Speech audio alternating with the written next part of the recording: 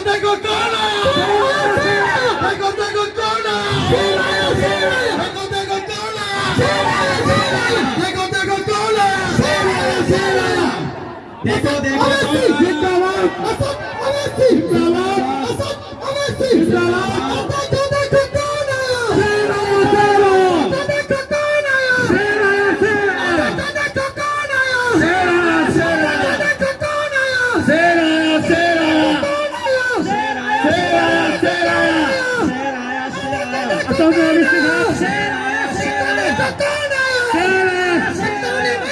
जिंदाबाद जिंदाबाद जिंदाबाद विधायक तौसीफ आलम, जिंदाबाद विधायक तौसीफ आलम, जिंदाबाद जिंदाबाद तौसीफ आलम, जिंदाबाद जिंदाबाद तौसीफ आलम, जिंदाबाद तौसीफ आलम, जिंदाबाद असद अवैसी, जिंदाबाद जिंदाबाद अवैसी, जिंदाबाद अख्तरुल इमान, जिंदाबाद जिंदाबाद जिंदाबाद अवैसी साहब, हमारे माननीय विधायक जनाब तौसीफ आलम साहब के बाद माननीय माजी साहब के बाद हमारे शेर सीमांचल आएंगे। आज बहादुरगंज की सरजमीन पर वक्फ तरमीमी एहतजाजी जलसा और इस मंच पर तशरीफ फरमा बैरिस्टर असदुद्दीन ओवैसी साहब और बिहार के रियासती सदर अख्तरुल ईमान साहब और विधायक माजिद साहब, तमाम इस मंच पर हमारे मजलिस के जितने भी प्रकोष्ठ के सभी रुकन हैं और सभी अहबाब हैं और जो लोग इस धूप के चिलचिलाती इसमें इस गर्मी की शिद्दत में आए हैं, मैं सभी का दिल की गहराई से इस्तकबाल करता हूं।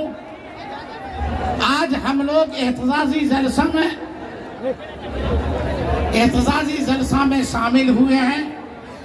कहीं न कहीं हमारे मसलक और कौम के खिलाफ जो सरकार जो बिल लाई है, चाहे वो खानका की जमीन है या मदारिस की जमीन है या ईदगाह की जमीन है और दिगर इमामबाड़ा की जमीन है, कहीं न कहीं वो हमारे खिलाफ जो कानून लाया है हम उसका पुरजोर मुखालफत करते हैं।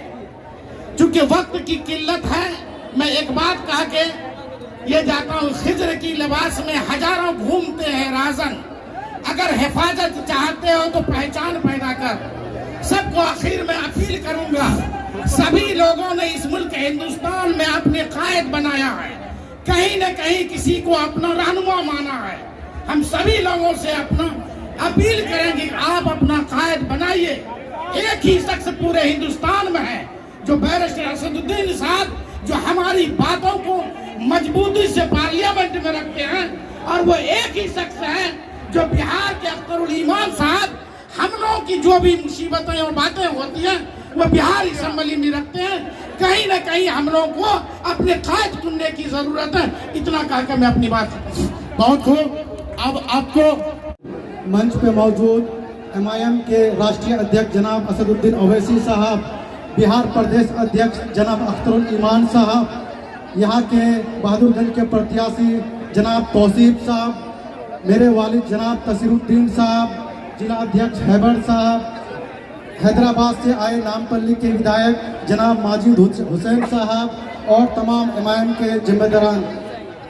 साथियों, जैसा कि आपको पता है, ये जो इजलास रखा गया है, ये वक्फ का जो काला कानून मोदी सरकार ने पास किया है उसी के खिलाफ रखा गया है। आपको जानकारी होगी, जिस दिन लोकसभा में बिल रखा गया था उस दिन हमारे जनाब बैरिस्टर असदुद्दीन ओवैसी साहब इस बिल का पुरजोर तरीके से मुखालफत किए थे और तमाम हिंदुस्तान के मुसलमानों तक ये पैगाम दिए थे कि जो काला कानून बन रहा है ये हमारे शरीयत पे भी हमला है, हमारे संविधान पे भी हमला है और हमारा हिंदुस्तान का जो सेकुलरिज्म का कॉन्सेप्ट है उस पे भी हमला है।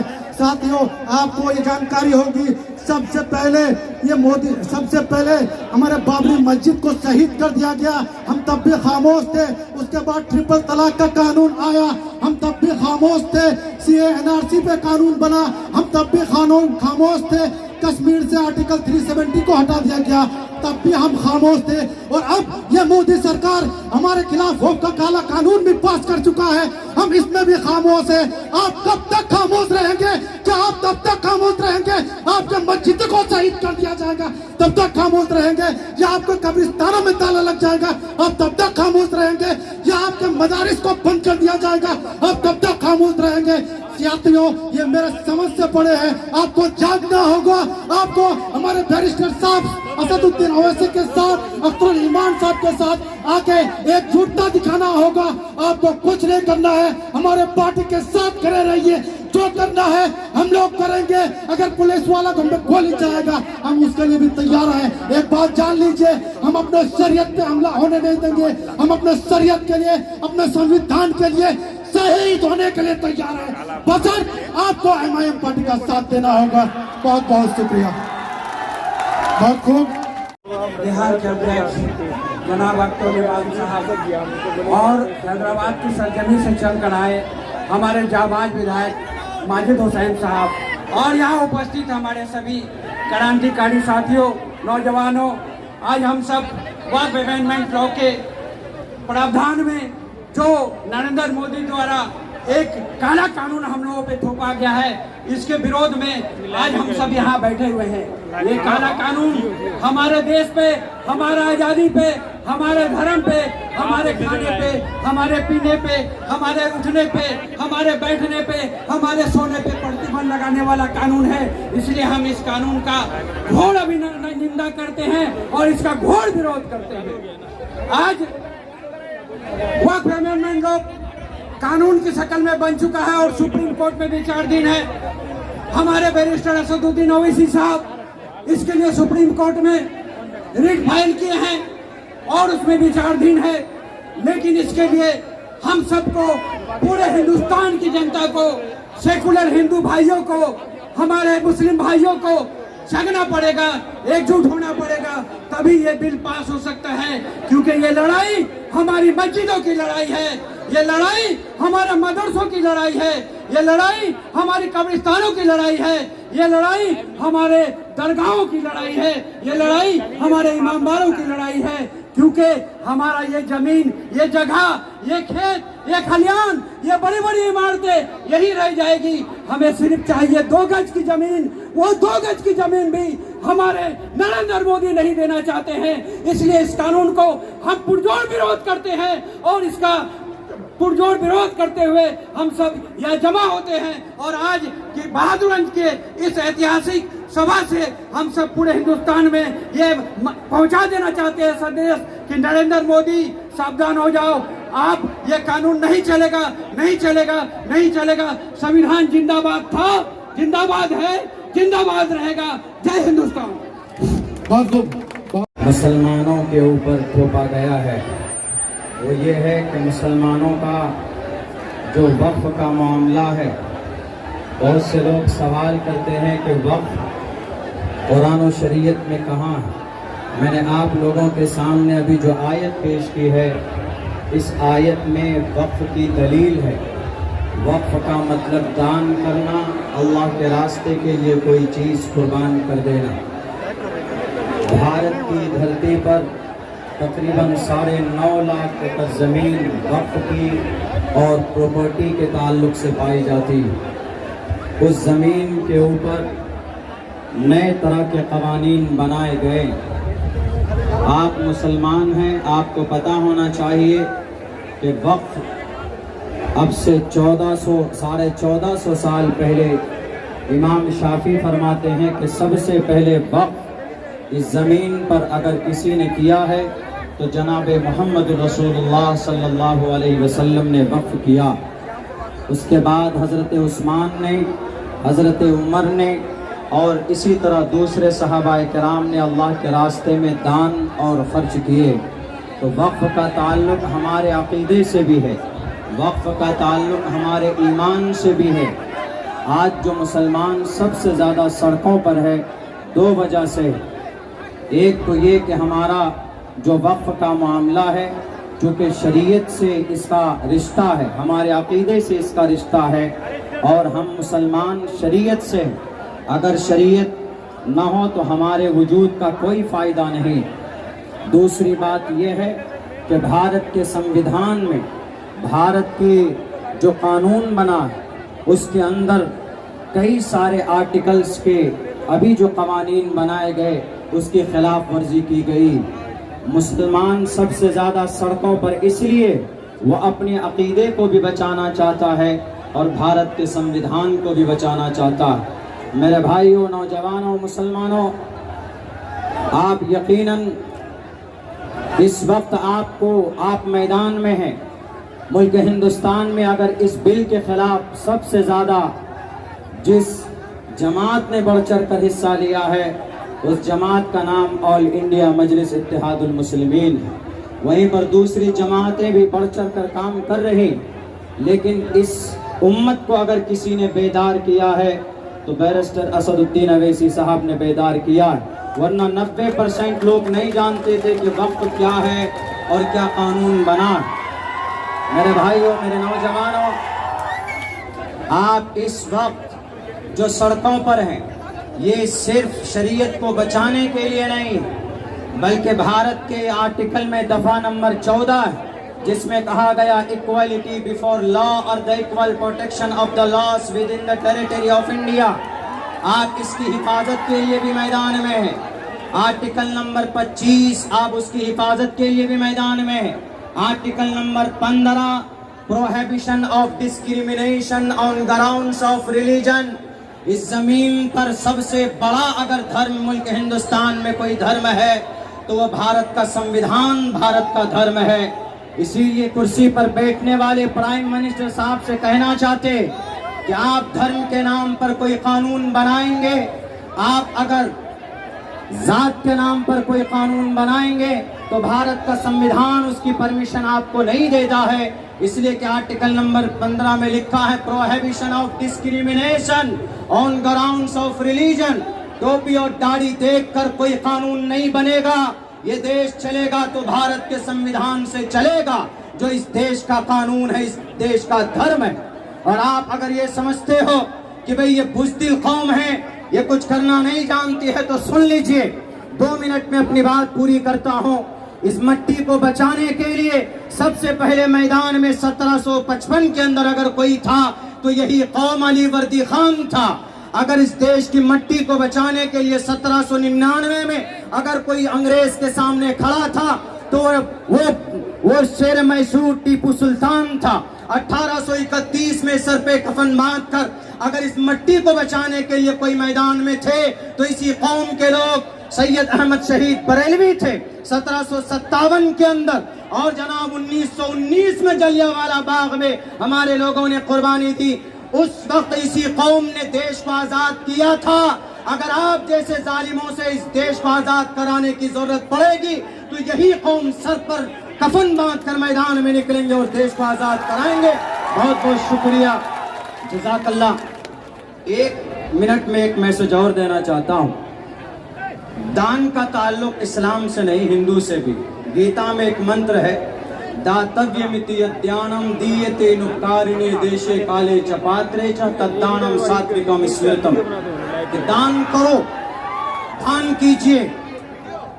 और दूसरी चीज, गद्दी पर जो बैठा है उसके लिए एक पैगाम, यानी मिस्टर प्राइम मिनिस्टर साहब के लिए वो लिखा हुआ है कि जा नरपति पर जा दुखदाता सो नर तुरंत नरकम हो जाता। अगर ऐसा कोई कानून लाते हैं जिससे लोगों को तकलीफ पहुंचे तो उस तकलीफ की वजह से फौरन आप नर्क में जाएंगे। आप कुर्सी से उठेंगे, आपकी मौत होगी, आप नर्क में जाएंगे। ये भी आपके लिए इबरत है। मिस्टर प्राइम मिनिस्टर साहब, यह आपके ग्रंथ में है, याद रखिएगा। गद्दी पर बैठे हैं, सबको लेकर चलिए तो इंशाअल्लाह इस देश का भला होगा। बहुत बहुत शुक्रिया, जज़ाकल्लाह। अस्सलाम वालेकुम रहमतुल्लाह। बिहार के शेर अख्तरुल ईमान साहब और हमारे बहादुरगढ़ के बहादुर विधायक तौसीफ आलम साहब, हमारे जिला का चेयरमैन फैयाज साहब और हमारे जिला परिषद तहसील साहब, मुफ्ती अतर साहब, इशाक साहब, गुलाम हसनन साहब और हमें मालूम है आप बेकरारी हमारे मेहमान के लिए हैं और हमारे हैदराबाद के आप जानते ही हैं कि मोबाइल में देखते ही हैं कि पुलिस से आंख मिलाने वाला हमारे विधायक रामपली माजिद हुसैन साहब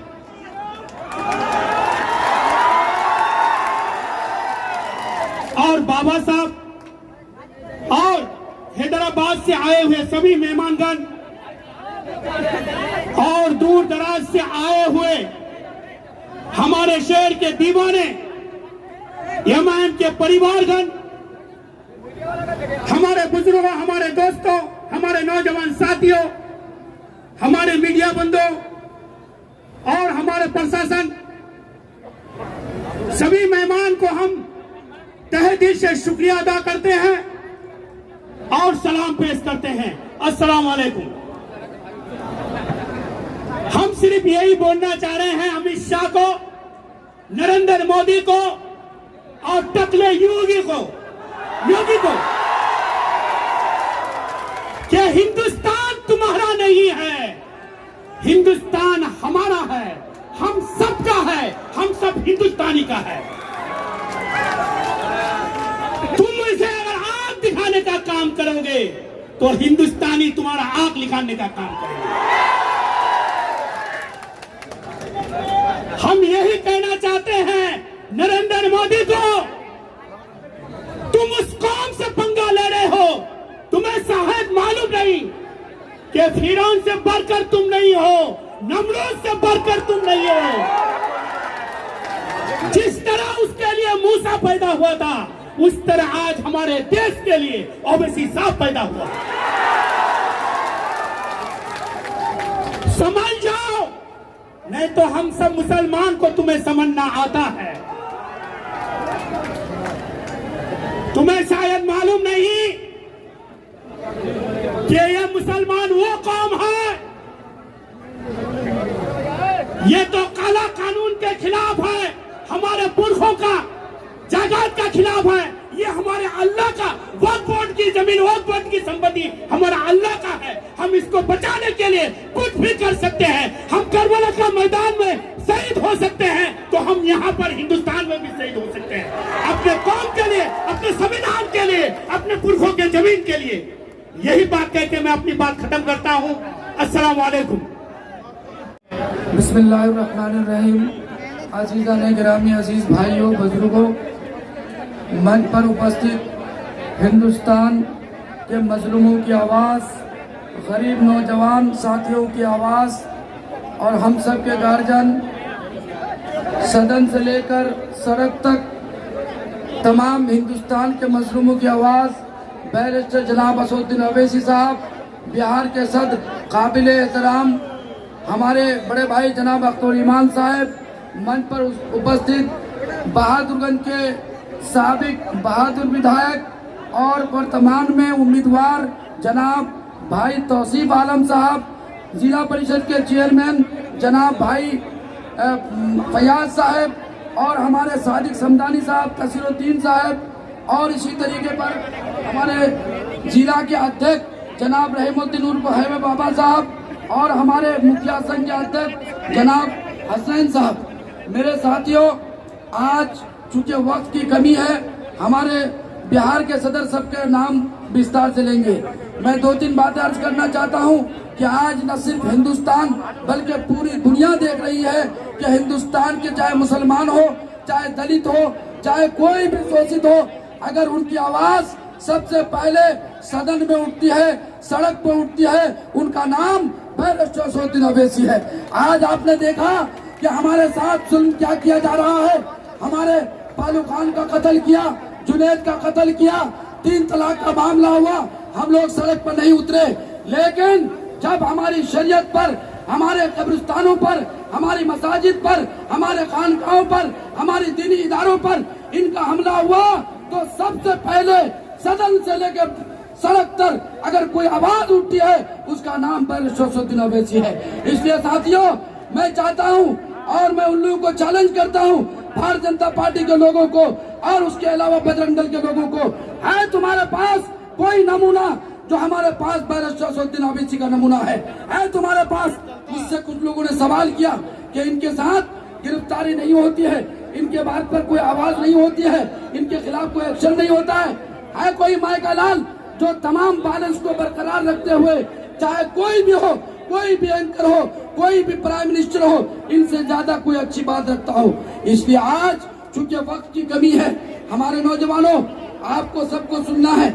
मैं तमाम लोग हमारे बहुत सारे वक्ता हैं, उनको भी सुनना है। चूंकि मैं सारी बातें बोल दूंगा तो नहीं होगा। काश इस मुल्क की ऐसी फिजा बने, मंदिर जले तो रंज मुसलमान को भी हो, पामाल हो ना पाए मस्जिद की आबरू, ये फिक्र मंदिर के निगरान को भी हो। फिरौन का सर जब उठता है, मूसा कोई पैदा होता है, जालिम को खबर कर दे कोई अंजाम सितम क्या होता है। हिंदुस्तान जिंदाबाद, एमआईएम पार्टी जिंदाबाद, बैरिस्टर शमसुद्दीन ओवैसी जिंदाबाद, जिंदाबाद जिंदाबाद जिंदाबाद।